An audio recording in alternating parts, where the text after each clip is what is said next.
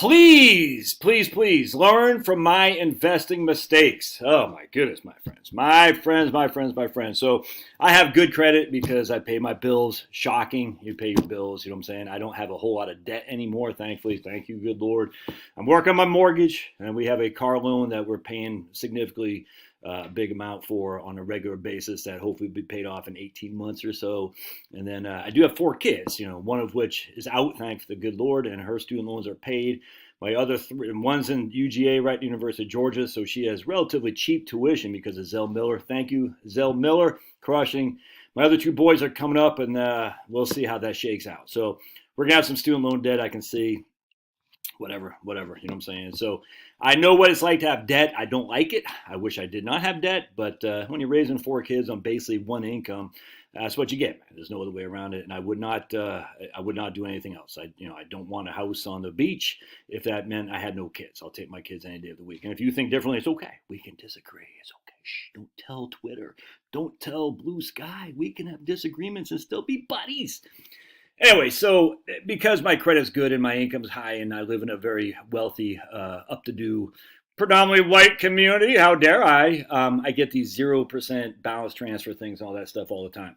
I've always had good credit because I saw my dad go bankrupt, I don't know, once, twice or something like that. I can't remember. And I saw when you have no access to credit, it's painful. I just saw him. Anyway, so I can't have that. So it's always appealing, or what's the word I'm looking for? You're always thinking, man, so let's just say I dropped $25,000. Like my most recent one, I got a balance transfer offer up to whatever my credit line with this one bank. We'll just say it's a Chase Bank. It was a credit union, but just use Chase for simplicity. You can, $35,000 credit line, we'll just use that. You could transfer, and I'm just going to use $25,000 because the numbers are nice. I say, okay.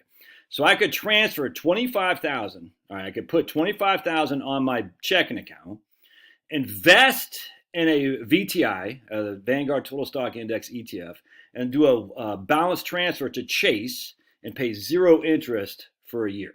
All right, so think about this. So basically what we're doing is we're saying, okay, I'm going to leverage the market because the market, as we know, as I've said a million times a Sunday, goes up more than it goes down on any given day, any given month, and any given year. So you are the bookie, essentially. You're saying, well, historically, the market has done better than has done worse. Thus, this is a winning scenario for me. So I'm going to take 25,000 schmackaroonies. I'm going to invest it over here, and I'm paying 0% interest, all right, for the full year. 25,000 bucks. I'm going to invest it over here. Now, I have done similar to this. It wasn't 25,000, but it was, I used to do back when I was coming up in the late 90s and 2000s. I did this for the max you could do into your Roth IRA back then.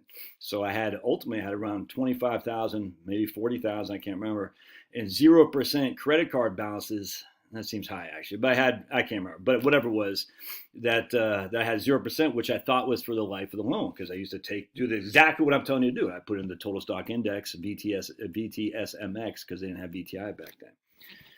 All right, so if I did that, and last year, this was up 25%. All right, so this was up 25%. Off the top of my head was 25 times 25%, 25 times 0.25. That was up $6,250, 6,250, right? 25, hold on just a second, my friends. 25,000 times 1.25, yeah, 6,250 bucks.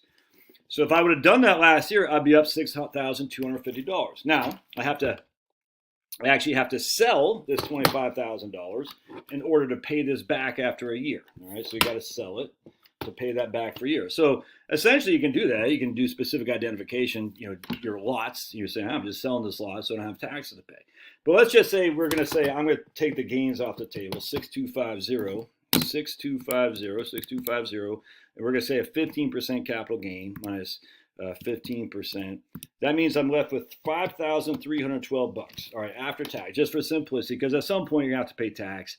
I'm left with $5,312 bucks. All right, so 5,312 divided by 25,000.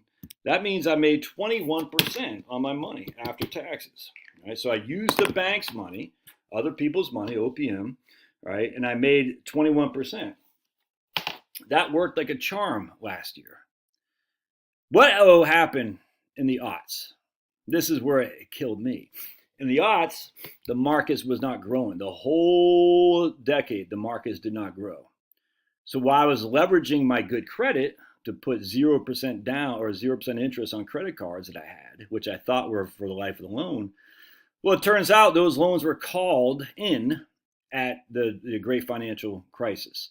And I remember calling it Chase Bank. I remember that like it was yesterday, which is why I'll never use Chase Bank again. I said, dude, I said, you owe, I can't remember what it was, $300 of interest. I was like, what the hell, dude? I'll never forget this. I was like, yesterday. Came back, saw my credit card bill, and I said, I wonder how much I got to pay this guy off because the markets were going down. Remember, they went down 57%, amigos. Not only did they go down 57%, many of us lost our income or at least had serious reduction of income, if not lost it outright. Many of us also lost the equity in our home. All right, so if you had a home equity line of credit, now your fair market value is below your outstanding loan, you're upside down, you lost your ability to access your credit line. On top of that, in this case, my interest rate went to 14.99%, which was supposed to be 0% for the life loan. I guess there's some kind of provision in there in the deep print that says, the deep state print, that if something happens, they can raise the interest rates for whatever. So now what I thought was just I had to pay basically minimum monthly payments on zero interest. Now my interest payment was 3 times what my minimum monthly payment was. On top of that, my income was dropping like a brick in water. On top of that, I didn't know if I was going to keep my job. You see what I'm saying? I remember like it was yesterday. On top of that, my equity in my house was dropping like a brick in water too. And I still had a home equity line of credit. Right? So now I'm sitting there thinking, I don't have any access to credit to pay this off. Well, you just sell your shares. Well, not in this case, because in this case, my shares are down 57%. So that $25,000, when in this case was up $5,300 when the market was up 25%. Well, after 2007, 8, and 9, that $25,000 is worth what? Half that, about $11,000. So even if I sold that $11,000, I still have outstanding debt $14,000 right here. Even if I sold that, and that was that. I mean, that didn't even assume what happened in 2000, 2001, and 2. That was just 2007, 8, and 9. Yeah, it sounds good. You're like, it sounds like the chips are all stacked in your favor until they're not. And then when they're not in your favor, that's when the freaking crap hits the fan. And you're like, what are you going to do then? You exhausted all your equity in your home. You exhausted all your line of credits. You have massive interest rates. On top of that, your portfolio is down 57%. You don't have enough equity to cover your debt. You see what I'm saying? You're stuck, and on top of that, your income is shattered. Essentially, is very is weak. You have lost your income stream because of whatever layoffs, AI. They're taking our jobs, all that stuff. Scary, scary place to be. Your income is compromised. That's the word I'm looking for. Don't invest like me, no matter how good it sounds. Oh, but I know George Soros. Dude, these guys are all chosen by the powers that be. You think George Soros, you think he leveraged other people's money like it's crazy. You think he did that on his own? Come on, man. There's people out there up to no good who control things, and they're absolutely taking the ticket. You think Snoop Dogg, for instance, just one day he happened across some rich guy in Hollywood, says, Snoop Dogg, you're my rapper. You're going to be the gangster rapper that we're going to promote so everyone gets hooked on smoking dope. And next thing you know, you're going to be working with Martha Stewart. Next thing you know, you're going to be sitting with Trump. You think just Snoop Dogg at the end of the day was just happened to be luck? No, he was chosen. Tupac. Remember Tupac's freaking, when he was auditioning for Oprah or something like that. Let's just put it this way. Very light in his loafers. And all of a sudden he's like a gangster rapper.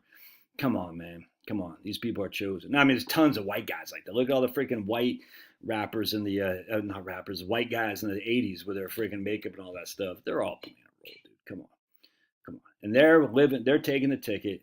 If you don't take the ticket, you could make out, but you could lose. And what we're trying to do is not lose. Investing, number one, don't lose your money.